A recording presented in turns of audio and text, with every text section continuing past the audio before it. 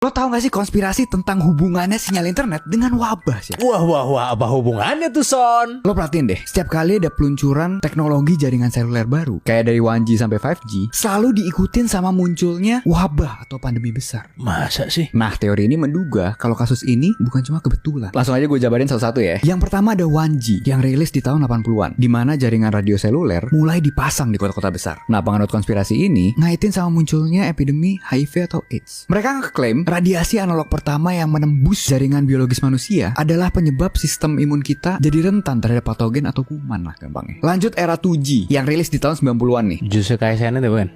Oh, Toji itu.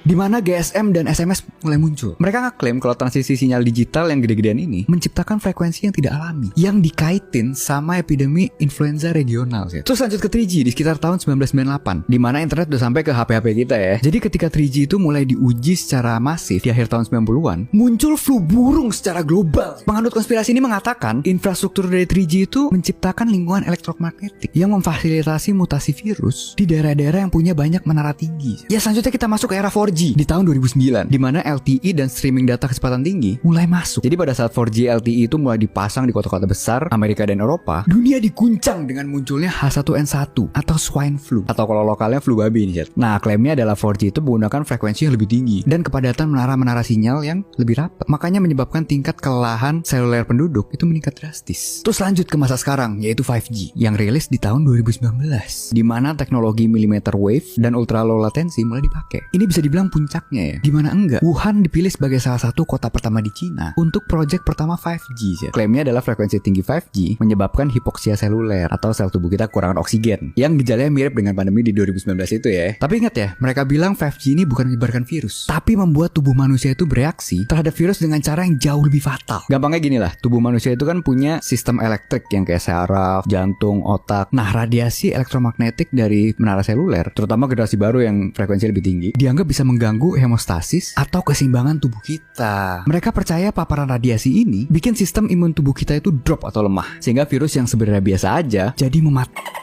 Atau bisa kita sebut sebagai environmental stress hypothesis.